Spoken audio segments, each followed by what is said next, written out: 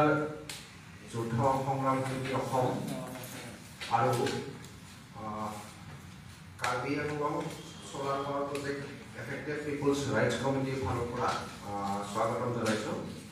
আজি এটা বিশেষ বিষয় লৈ পেলাই আমি আপোনালোকৰ আগত কিছু কথা ক'ব বিচাৰিছোঁ। আমাৰ লগত আছে ভূমি অধিকাৰ যৌথ সংগ্ৰাম সমিতিৰ আহ্বায়ক প্ৰণৱ ডাঙৰীয়া, Karbi Anglong solar power project affected people's rights কমিটিৰ আহ্বায়ক অনিতা মেটছ বাইদেউ আৰু বিক্ৰমঞ্চী ডাঙৰীয়া, আৰু লগতে আমি যি আজি সংবাদ মেল সম্বোধন কৰিবলৈ গৈ আছোঁ যি বিষয়ৰ ওপৰত, সেই বিষয়ৰ পৰা ক্ষতিগ্ৰস্ত কাৰ্বি আংলঙৰ লংকাঠাৰ অঞ্চলৰ পৰা অহা মহৰীকাঠাৰ ৰিচুফেৰন তেওঁলোকৰ মাজত উপস্থিত আছে। মই জাষ্ট ইন্ট্ৰডাকশ্যনটো কৰি দিব কৈছোঁ যে আপোনালোকে জানে যে শেহতীয়াভাৱে বিজেপি চৰকাৰ শাসনলৈ অহাৰ পিছত তেওঁলোকে এটা কাম খুব ক্ষীপ্ৰ গতিত কৰিছে যে আমাৰ যে সাধাৰণ খাটি খোৱা মানুহৰ মাটি, এই মাটিটো তেওঁলোকে কাৰোবাৰ মুনাফাৰ স্বাৰ্থত, কোনোবা বৃহৎ বনিয়াৰ মুনাফাৰ স্বাৰ্থত তেওঁলোকে অধিগ্ৰহণ, যিটো একুইজিশ্যন বুলি কোৱা হয়, এই অধিগ্ৰহণ কৰাৰ তেওঁলোকৰ যিটো প্ৰক্ৰিয়া সেইটো খুব তেওঁলোকে স্পীডত কৰিবলৈ আৰম্ভ কৰিছে। আৰু শেহতীয়াভাৱে আমি দেখিছোঁ যে এডভান্টেজ অসমৰ নামত স্বয়ং মুখ্যমন্ত্ৰীগৰাকীয়ে এটা কথা কৈছে যে 1 টকা দৰত প্ৰতি বিঘা মাটিত তেওঁলোকে মাটি দিব। আৰু তাৰ যি প্ৰভাৱ আমি সমগ্ৰ অসমত দেখিবলৈ পাইছোঁ, বিটিএডি হওক, আপোনাৰ মিকিৰ বামুণী হওক, কাজিৰঙা হওক, আৰু শেহতীয়াভাৱে কাৰ্বি আংলং। গতিকে কাৰ্বি আংলঙত যি এটা মানে বৃহৎ এটা সোলাৰ পাৱাৰ প্ৰজেক্ট, আৰু যাৰ ফলত প্ৰায় 20,000 মানুহ এফেক্টেড হ'ব। আমাৰ স্থানীয় কাৰ্বি, নগা, ৰেংমা নগা, আদিবাসী, এই মানুহসকল তাৰ পৰা উচ্ছেদিত কৰি কাৰোবাৰ বৃহৎ মুনাফাৰ স্বাৰ্থত, বৃহৎ পুঁজিৰ স্বাৰ্থত এই মানে উচ্ছেদ কাৰ্য তাত সম্পাদন কৰিবলৈ গৈ আছে অসম চৰকাৰ আৰু কাৰ্বি আংলং স্বায়ত্তশাসিত পৰিষদে। আৰু তাৰ পৰা যি এই সোলাৰ পাৱাৰ প্ৰজেক্টৰ পৰা যি কাৰেণ্ট প্ৰডাকশ্যন কৰা হ'ব, সেয়া অসমৰ আৰু কাৰ্বি আংলঙৰ মানুহৰ কাৰণে কিমান সুবিধাজনক হ'ব নে সেই বাহিৰত যাব, সেই বিষয়ে আমাৰ চৰকাৰে কোনো ক্লিয়াৰকৈ কথা কোৱা নাই। গতিকে এই গোটেই বিষয়টো মই মানে বিতংকৈ ক'বলৈ Karbi Anglong solar power affected people's rights কমিটিৰ আহ্বায়ক বিক্ৰমঞ্চী ডাঙৰীয়াক মই আপোনালোকৰ সন্মুখত বক্তব্য আগবঢ়াইছোঁ। ধন্যবাদ।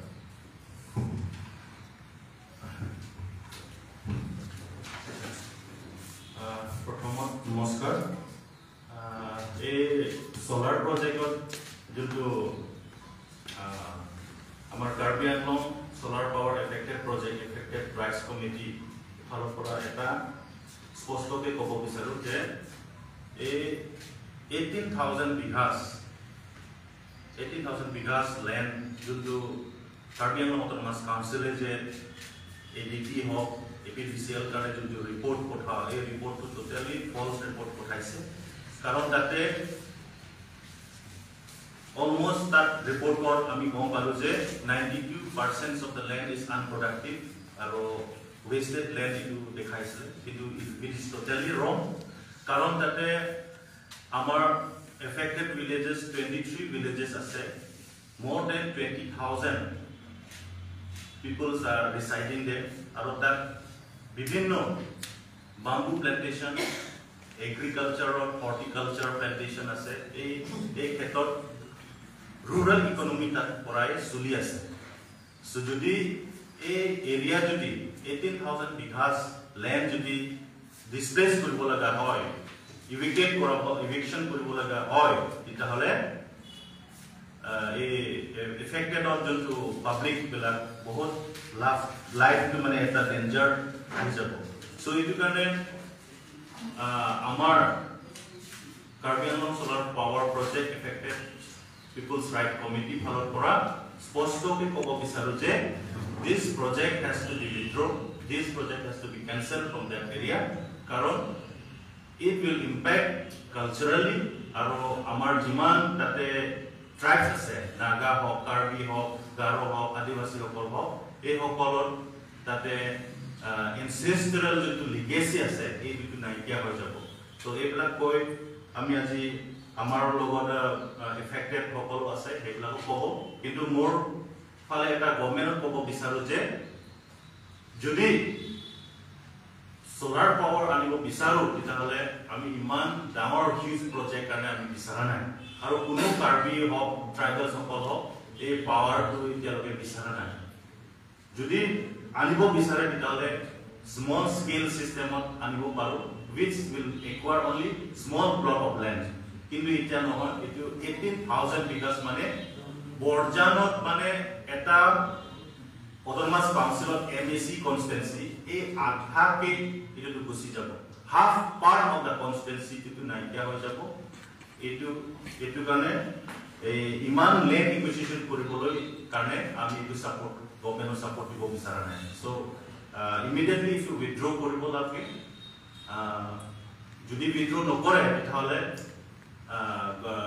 আমাৰ ভিলেজাৰ্ছ সকলে এইটো বহুত ইম্পেক্ট হৈ যাব সিহঁতে ৰুৰেল ইকনমি আৰু ইনহিবিটেণ্ট কিন্তু লাইফষ্টাইল পুৰা ধ্বংস হৈ যাব এপাৰ্ট ফ্ৰম ডেট আমাৰ তাতে ৱাইল্ড লাইফ এলিফেণ্ট কৰিডৰ আৰু যি জন্তু আমি তাতে এনিমেলছ তাতে এভেইলেবল আছে এইবিলাক লাইফটো পুৰা ডিষ্ট্ৰয় হৈ যাব এইটো কাৰণে আমি পুৰা গভৰ্ণমেণ্টক এবাৰ ক'ব বিচাৰোঁ ষ্টেট গভৰ্ণমেণ্ট হওক চেণ্ট্ৰেল গভৰ্ণমেণ্ট হওক that it has to be withdrawn from that particular area. Thank you. Thank you. এতিয়া আপোনালোকৰ সন্মুখত এড্ৰেছ কৰিব অনিতা মেছ ডাঙৰীয়ানী কাৰ্বি আংলঙৰ এগৰাকী ৰিনাউণ্ড এক্টিভিষ্ট হয় আৰু এই বিষয়টো লৈ পেলাই তেওঁ দীৰ্ঘদিনৰ পৰা সংগ্ৰাম কৰি আছে মই তেখেতলৈ মাইক্ৰফোন আগবঢ়াই দিছোঁ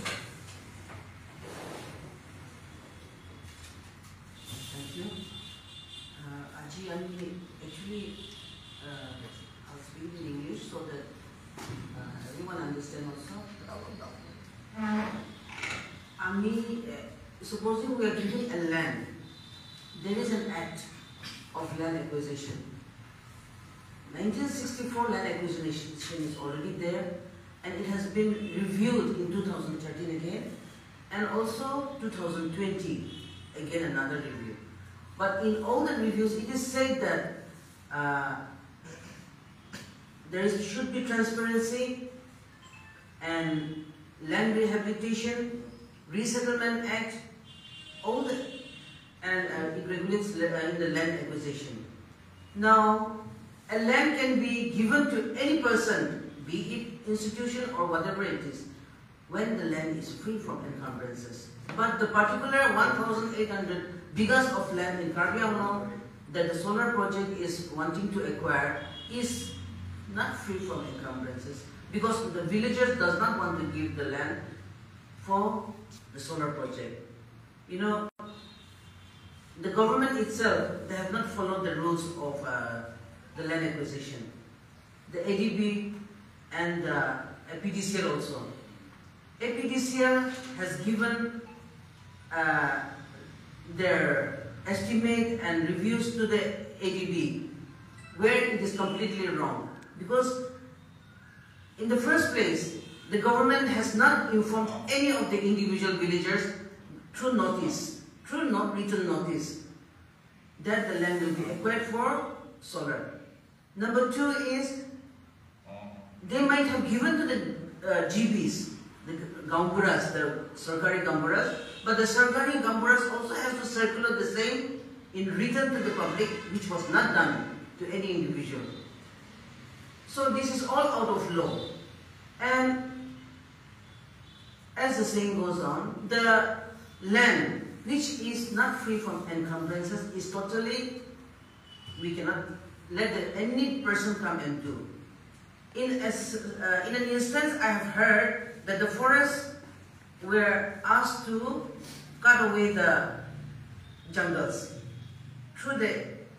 APDCL. But how can that be done prior to giving compensation or prior to information to the public? There are 2,000 to 3,000 bigas of land under citronella, rubber plantations, teak plantations, the cash crops like paddy, bamboo, wildlife, domestic animals also are grazing there, which can never be destroyed. And our local people are uneducated, illiterate, first of all. So government cannot manipulate the poor people like this. There are costly trees like sandalwood, everything, but that was not estimated at all by the government. By the KCC also, they have not done that. How can they do? They have never gone to the village. Sitting in the office, they are manipulating patas. There are many land, they are saying that it is government land, but it is already surveyed. That number has been given to every individual. Why patas are not made by the villagers? Because when we go to the make patas, some of the staff are asking so much huge amount to make patas. That is why public is not getting the pata. And some people, I will give you proof if you need it, some people have made patas through some mandals and SKs in the office, without the KSCC also, in their knowledge also. They have produced some NC patas of somewhere else, and they have located our land. My land also has been made pata by somebody else. I have my own land there, but it has been manipulated. And they are saying that the land belongs to somebody else. Why have they not? Why have the ADB or PDCL or the Autonomous Council? Why have they not published in the Gazette of India that so many beneficiaries are going? They have not gone through the process of land acquisition also. They have not published the beneficiaries list. They have not published if any claims and objections by the public. They should be given 30 to 60 days time. That also was not done. So everything is out of law. And be it out of law or not, the 18,000 land owners, we are not going to give our land for solar project. Thank you. এতিয়া আপোনালোকক সম্বোধন কৰিব প্ৰণৱ দলে ডাঙৰীয়াই।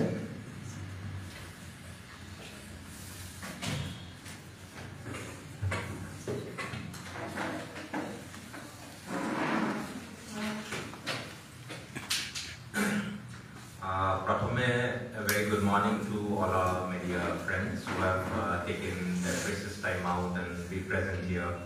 to tell the people of Assam and India actually what is happening in Karbi Anglong, an indigenous territory where majorly Karbi and Naga people have ownership over the land. Aru সমগ্ৰ অসমবাসীক আমি অনুৰোধ জনাম যাতে আপোনালোকে এই বিষয়বস্তুটো গুৰুত্ব সহকাৰে লয়। এতিয়া কাৰ্বি আংলঙৰ যি অঞ্চলত 18,000 বিঘা প্ৰায় 1000 মেগাৱাটৰ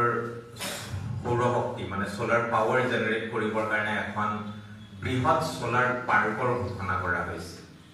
সোলাৰ পাৰ্ক আমি ইমান দিনে অসমৰ মানুহে নেশ্যনেল পাৰ্কৰ কথা শুনি আহিছো, আমি নিজে কাজিৰঙাৰ মানুহ হিচাপে পাৰ্কৰ নামত কেনে ধৰণৰ কি ঘটনা মানৱ অধিকাৰ বা আমাৰ থলুৱা জনগোষ্ঠীয় জনজাতি মানুহৰ কি প্ৰতাৰিত অৱস্থা হৈছে আমি সকলোৱে জানো। আকৌ পুনৰবাৰ তেখেতসকলে এইবাৰ সৌৰ শক্তিৰো পাৰ্ক সোলাৰ পাৰ্ক এখন গঢ়িবৰ কাৰণে নতুন এটা কনচেপ্ট আনিছে আৰু সেইটো 18,000 বিঘা, এবিঘা দুবিঘা নহয়, গুৱাহাটী চহৰখনতকৈও বেছি ভূমিকালী তেখেতসকলে কাঢ়ি লৈছে। কোনো ধৰণৰ কথা নোকোৱাকে, কোনো ধৰণৰ ন্যায়িক সাংবিধানিক প্ৰক্ৰিয়া তেখেতসকলে অৱলম্বন নকৰাকে কাঢ়ি ল'বলৈ লৈছে। আৰু সেইকাৰণে আজি সুদূৰ কাৰ্বি আংলঙৰ পৰা আমাৰ তাৰ ভুক্তভোগী ৰাইজৰ লগতে যি তাৰ সৌৰশক্তিৰ এই ভূমি দখলৰ বিৰুদ্ধে যিসকল লোকে তাত যুঁজি আছে তেখেতৰ প্ৰতিনিধি আহি আজি গুৱাহাটীত উপস্থিত হৈছিল। আজি 18,000 বিঘাৰ তেখেতসকলে কৈছে যে আমি সকলোৱে জানো অট'নমাছ কাউন্সিলত আটাইতকৈ প্ৰমুখ হিচাপে মূল্যবোধ দিয়া হয় পৰম্পৰাগতভাৱে যি তেখেতসকলৰ হাতত ভূমি থাকে, আৰু সেইকাৰণেই যাতে বহিৰাগতৰ হাতলৈ আমাৰ জনজাতীয় মানুহৰ মাটি নাযায়, তাৰ কাৰণেই ভাৰতৰ সংবিধানৰ 6ষ্ঠ অনুসূচীত অট'নমাছ কাউন্সিল 6 শেডিউলৰ এটা ধাৰা আমাৰ লিপিবদ্ধ কৰা হৈছিল। আজি তাৰ সম্পূৰ্ণৰূপে উলংঘা কৰা আমি কাৰ্বি আংলঙত দেখা পাইছো। আজি 18,000 বিঘাৰ 92% মাটি তেখেতসকলে কৈছে যে তাত কোনো ধৰণৰ মানুহৰ তাত দখল নাই বুলি। আৰু আমাৰ গাঁৱৰ ৰাইজে সকলোৱে জানে যে তাত 23খন গাঁও, য'ত প্ৰায় 15খন কাৰ্বি গাঁও, 15-16খন কাৰ্বি গাঁও, 7-8খন নগা গাঁও, কেইখনমান আদিবাসী গাঁও আছে, যিসকলে তাত যুগ যুগ ধৰি আজি কেইবা প্ৰজন্মও ইতিহাসে ভাৰতৰ ইতিহাসে দুখী নোপোৱা অসমৰ ইতিহাসে দুখী নোপোৱা দিনৰ পৰা তাত আমাৰ মানুহে সেই ভূমি সংৰক্ষিত কৰি ৰাখিছে পৰম্পৰাগতভাৱে তেখেতসকলে তাত দখলীকৃত হিচাপে ৰাখিছে আৰু কেৱল মাত্ৰ নিজৰ পৰিয়ালকে পোহপাল দিয়া নহয় সেই অঞ্চলত হাতী পহু বাইছন যেটো আমাৰ নাগালেণ্ডৰ ৰাষ্ট্ৰীয় এনিমেল এই সকলোবোৰৰে বিচৰণ ভূমি হয় বাসস্থলী হয় তেনে চৰ্তত এনে ধৰণৰ পাৰিপাৰ্শ্বিকভাৱে ৰাইজৰ কাৰণে এটি গুৰুত্বপূৰ্ণ অঞ্চল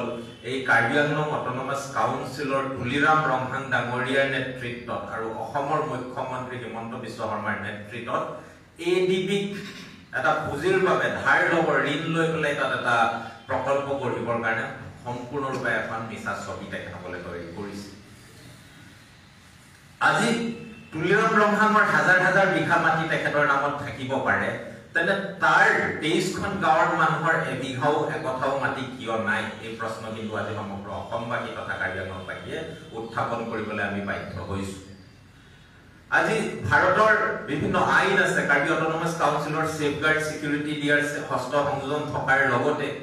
ল্যান্ড একুইজিশনৰ ফেয়াৰ কম্পেনসেশনৰ ফেয়াৰ প্ৰসেছৰ 2013ৰ আইন আছে তাৰোপৰি এনভাইৰনমেন্ট ইম্প্যাক্ট অ্যাসেসমেন্ট বা সোশ্যাল ইম্প্যাক্ট অ্যাসেসমেন্ট কৰিবলগীয়া কিছুমান তেখেতসকলৰ দায়বদ্ধতা আছে কিন্তু এই প্ৰকল্পটোত আমি দেখা পাইছো যে সম্পূৰ্ণৰূপে গাপ দিয়া হৈছে কোনো ধৰণৰ ইয়াত আইন তেখেতসকলে মানি চলা নাই আৰু ইয়াত হৰসংখ্যক 23খন গাঁৱৰ মানুহক তেখেতসকলৰ মাজতে মিছা কথা প্ৰলোভন দি পেলাই যে ইয়াত আপোনালোকৰ ৰাস্তা বনিব চাকৰি পাব আমুক পাব আমাক স্পষ্টভাৱে মুখ্যমন্ত্ৰী ডাঙৰীয়াই ক'ব পাৰিব যে সোলাৰ পাৱাৰ প্ল্যান্টত কি হয় কি চাকৰি পাব আমাৰ মানুহে কোনো ধৰণৰ চাকৰিৰ কথা আমাৰ মানুহে দাবী কৰা নাই আমাৰ মানুহে দাবী কৰিছে যে ইয়াত যুগ যুগান্তৰৰ কাৰণে যিখিনি মাটি আমাক লালিত পালিত কৰি ৰাখিছে আমাৰ কাৰ্বি সংস্কৃতিক জীৱিত ৰাখিছে আমাৰ নগা সংস্কৃতিক জীৱিত ৰাখিছে আমাৰ অসমীয়া সংস্কৃতিক জীৱিত ৰাখিছে আজি কাৰ্বি আংলঙৰ পৰা বৈ অহা নদী কিখন নাথাকিলে কাজিৰঙাৰ মৃত্যু হ'বলৈ বহুত বেছি দিন নালাগে আৰু সেই গোটেই পাহাৰখিনি যেতিয়া তাত খান্দি পেলাব 18000 বিঘা তেতিয়া তাত কেনেকৈ তাৰ বাতাবৰণ পাৰিপাৰ্শ্বিকতা সন্তুলন কেনেকৈ এখন চৰকাৰে ৰাখিব আমাক ক'ব পাৰিবনে কেৱল মাত্ৰ অসমৰ মানুহৰ মূৰত কাৰ্বি আংলঙৰ মানুহৰ মূৰত $435 মিলিয়ন US মিলিয়ন ডলাৰ এটা ঋণ ল'বৰ কাৰণে মিছা কথা তেখেতসকলে কৈছে তাৰমানে 4000 কোটি টকা হেয়া কোনে তাক পৰিশোধ কৰিব আমি কৰিম আমাৰ প্ৰজন্মই কৰিব অসমীয়া জাতিয়ে কৰিব আৰু কিহৰ কাৰণে কৰিম আৰু এই বিজুলী বাতি কলে দিব তেখেতসকলে ব্যক্তিগত কোনো খণ্ডক কটাই দিব কাৰণ গোটেই মডেলটো হৈছে public private model PPP model তাৰ মানে গোটেই সম্পূৰ্ণ মাটি ভূমি আমাৰ পৰা কাঢ়ি ল'ব অসম চৰকাৰে কটাই দিব আদানী বা আম্বানী বা টাটাৰ দৰে কোম্পানী এডভান্টেজ আছে আমাৰ তাৰে চুক্তি কৰিছে ইমান সেউজীয়া শক্তিত আমি বিনিয়োগ কৰিম বুলি সেউজীয়া শক্তি কেতিয়া হ'ব যেতিয়া আমাৰ পাৰিপাৰ্শ্বিক গোটেই আমাৰ ভাৰসাম্যতা সন্তুলন ৰক্ষা কৰিব পাৰিব তেখেতসকলে 18000 বিঘা গোটেই পাহাৰ নদী কাটি শেষ কৰি কোন দিশত আপোনালোকে কওকচোন অসমৰ ৰাইজে আমাক কওক কেনেকৈ সেইটো এটা সেউজীয়া শক্তিৰ প্ৰকল্প হ'ব পাৰে 18000 বিঘা বিঘা নহয় 23খন গাঁও আজি আমাৰ তাৰ থলুৱা বাসিন্দা জনজাতীয় মানুহ কলে যাব তাত তেখেতসকলে গৈ কাইলৈ গুৱাহাটীত আহি আনৰ ঘৰত বাচন বৰ্তন ধুব লাগিব কোনোবা ফেক্টৰীত বিলীন হৈ যাব লাগিব তেনে ধৰণৰ উন্নয়ন আমাক নালাগে এই কথা গাঁৱৰ ৰাইজে কৈছে 23খন গাঁৱৰ মানুহে কৈছে 435 million just 50% of the investment there তাৰ বাকি 25% তেখেতসকলে অসম বা ভাৰত চৰকাৰে কৰিব বুলি কৈছে আৰু 25% ইনভেষ্টমেন্ট তাত প্ৰাইভেট কোম্পানী দিব আৰু যি প্ৰাইভেট কোম্পানী তাত ইনভেষ্ট কৰিব কেৱল মাত্ৰ 25% ইনভেষ্ট কৰি তেখেতসকলে 25% ইনভেষ্ট কৰি তাৰ সম্পূৰ্ণৰূপে অধিকাৰী স্বত্ব তেখেতসকলে লয় এই ধৰণৰ নীতিৰ আমি সম্পূৰ্ণৰূপে বিৰোধিতা কৰো অসমৰ সঠিক উন্নয়নৰ কাৰণে আমাক এনে ধৰণৰ মডেলে যে আমাক আগুৱাই নিব নোৱাৰে এই কথা আমি সম্পূৰ্ণৰূপে বুজো হয় ডেমক্ৰেটাইজ হ'ব লাগিব গোটেই পাৱাৰ সেক্টৰটো এনাৰ্জি সেক্টৰটো আমি কেৱল মাত্ৰ 18000 বিঘা আজি কাৰ্বি আংলঙৰ যিসকল মানুহে নিদু কৈছে কাৰণ আপোনালোকে তাত ল্যান্ড এক্ট আপোনালোকে ফলো কৰা নাই এনভাইৰনমেন্ট এক্ট ফলো কৰা নাই তাত কাৰ্বি অটোনমাস কাউন্সিলৰ যি আইন আছে সেই সকলোবোৰ আপোনালোকে ফলো কৰা নাই এই কোনো ধৰণৰ তাত কনসেন্ট লোৱা প্ৰসেস বা পাব্লিক হিয়াৰিংৰ প্ৰক্ৰিয়া আপোনালোকে কৰা নাই যদি এডিবিৰ অফিচিয়েল আহে তাত আমাৰ মানুহে যেতিয়া কথা ক'বলৈ যায় তেতিয়া তাৰ চৰকাৰী গাঁওবুঢ়াৰ কিছুমান হেৰি কোম্পানী পক্ষ দালালে ধমকি দি পেলাই মানুহৰ মুখ বন্ধ কৰি দিয়ে এই ধৰণৰ নীতি কিন্তু মানি চলি থকা নহব আমি সম্পূৰ্ণৰূপে সজাগ কৰি দিব বিচাৰিছো অসমৰ ৰাইজক যে আমি অসমখন প্ৰকৃতাৰ্থত যদি উন্নত হ'বলৈ হয় কাৰ্বি আংলং অটোনমাস কাউন্সিল যদি উন্নত হ'বলৈ হয় তাৰ মানুহক ধ্বংস কৰি নহয় এই প্ৰক্ৰিয়াটো ডেমক্ৰেটাইজ হ'ব লাগিব সংবিধান প্ৰণোদিত হ'ব লাগিব য'ত আপোনালোকে আমাৰ মৌলিক অধিকাৰসমূহ সুৰক্ষিত কৰিব লাগিব আৰু 18,000 বিঘা $435 মিলিয়ন US ডলাৰৰ যি ঋণ আপোনালোকে আমাৰ মূৰত জাপি দিবলৈ লৈছে সেইটো আমি কেতিয়াও মানি নলওঁ এয়া সমগ্ৰ কাৰ্বি আংলং আৰু অসমবাসীৰ স্পষ্ট কথা আৰু স্পষ্ট দাবী এই প্ৰজেক্টটো আপোনালোকে অতি শীঘ্ৰেই আপোনালোকে ৰিপিল কৰিব লাগে এডিবিৰ লগত আপোনালোকে কথা পাতিব লাগিব তাক গণতান্ত্ৰিকভাৱে অসমক উন্নত কৰিবৰ কাৰণে কেনেকৈ আপোনালোকে টকা পইচা আনিব পাৰে তাৰ বাবে আপোনালোকে চিন্তা কৰক সাধাৰণ দুখীয়া মানুহক প্ৰতাৰিত কৰি বিতাৰিত কৰি ধ্বংস কৰি আমি কোনো কাৰণতে অসমৰ উন্নয়ন হ'ব দিব নোৱাৰো উন্নয়ন হলে সকলোৰ কাৰণে হ'ব লাগিব কাৰোবাক মাৰি পেলাই কাৰোবাক ধনী এটা প্ৰকৃত উন্নয়নৰ মডেলৰ কাৰণে নতুন প্ৰজন্মৰ সকলো আগবাঢ়ি আহিছে জনগণ আগবাঢ়ি আহিছে আমাৰ ষ্ট্ৰেংথ যিসমূহ এৰিয়াত আছে তাত ফ'কাছ নকৰি এতিয়া আমাৰ ষ্ট্ৰেংথ নথকা নন্দিতা গাৰ্লোচা ডাঙৰীয়ানীয়ে নিজে উপস্থাপন কৰিছে এছেম্বলিত that Assam is not suitable for solar energy production because most of the time we are covered by cloud there is monsoon তেখেতে এছেম্বলিত কৰি থৈছে আমি কোৱা কথা নহয় নন্দিতা গাৰ্লোচা যেতিয়া তেখেত নিজে environment power minister আছিল তাৰ পিছত কেনেকৈ 18,000 বিঘা মাটি লৈ পেলাই য'ত পাৰিপাৰ্শ্বিকভাৱে সম্পূৰ্ণৰূপে ধ্বংস কৰি তাৰ প্ৰভাৱ সমগ্ৰ কাৰ্বি আংলঙে নহয় গোলাঘাট ডিষ্ট্ৰিক্ট ডিমাপুৰ নগালেণ্ড সকলোতে পৰিব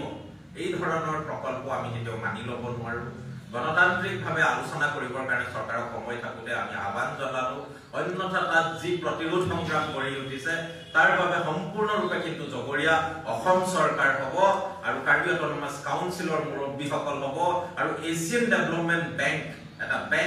বেংকে আমাক ধাৰ দিছে আমাৰ ওপৰত তেখেতসকলে কোনো ধৰক চেৰিটি কৰিবলৈ অহা নাই তেখেতসকলৰ বোজা লৈ পেলাই আমাৰ অহা প্ৰজন্মক আমি কুঙা কৰিবৰ কাৰণে আমি অসমৰ জনগণে গোটেই মেলা বজাৰখন আমি কেতিয়াও এৰি দিব নোৱাৰো সেয়া আমাৰ আজি যি যৌথ ভূমি সংগ্ৰাম সমিতি আছে আৰু কাৰ্বি আংলং সোলাৰ পাৱাৰ প্ৰজেক্টৰ যি পিপলছ ৰাইটছ কমিটি আছে তাৰ তৰফৰ পৰা আমি অসমবাসীক আমাৰ লগত থিয় দিবৰ কাৰণে আহ্বান জনালো আৰু অসম চৰকাৰক সকীয়াই দিলো যে এই প্ৰজেক্ট অতি শীঘ্ৰেই কেনচেল হ'ব লাগিব ধন্যবাদ আমি এটা কথা ক'ব বিচাৰিছো যে আমি উন্নয়ন বিৰোধী নহয় কাৰ্বি আংলং অথবা অসমৰ কাৰণে যদি বিদ্যুৎ চাহিদা পূৰণৰ কথা চৰকাৰে সঁচাকৈ ভাবিছে তেনেহ'লে সৰু সৰু সৌৰশক্তি প্ৰকল্পৰ জৰিয়তে সেই চাহিদা পূৰণ কৰিব লাগে আৰু আপোনালোকে চাব শেহতীয়াভাৱে যিমানবিলাক ৰিনিউৱেবল এনাৰ্জি পুনৰ নৱীকৰণ শক্তি প্ৰকল্প এইবিলাক কিন্তু আদানীৰ হাতলৈ লাহে লাহে গোটাই দিয়া আৰম্ভ হৈছে গতিকে কাৰ্বি আংলঙৰ কালি যি 18,000 বিঘা মাটি যি মাটিত কোনোবা এজন খেতিয়কে 700 বিঘা পৰ্যন্ত বাঁহ খেতি কৰে এজন খেতিয়কে 700 বিঘা পৰ্যন্ত বাঁহ খেতি কৰে সেই মাটিৰ গৰাকী যে আদানী নহ'ব তাৰ কি গ্যাৰাণ্টি আছে আজি গভৰ্ণমেণ্টে 25% শ্বেয়াৰ যিটো আপোনাৰ প্ৰাইভেট প্ৰপাৰ্টি প্ৰাইভেট এণ্টিটি যিটো শ্বেয়াৰ আছে সেইটো ডিছক্ল'জ কৰা নাই আৰু এনেকুৱা যিবিলাক লোন দিব সেই লোনটো মাৰিব কোনে এই গোটেই কথাবিলাক স্পষ্ট হ'ব লাগে গতিকে আজি আমি এইখিনিয়ে কৰোঁ আপোনালোকৰ সন্মুখত আৰু আপোনালোকে যদি কিবা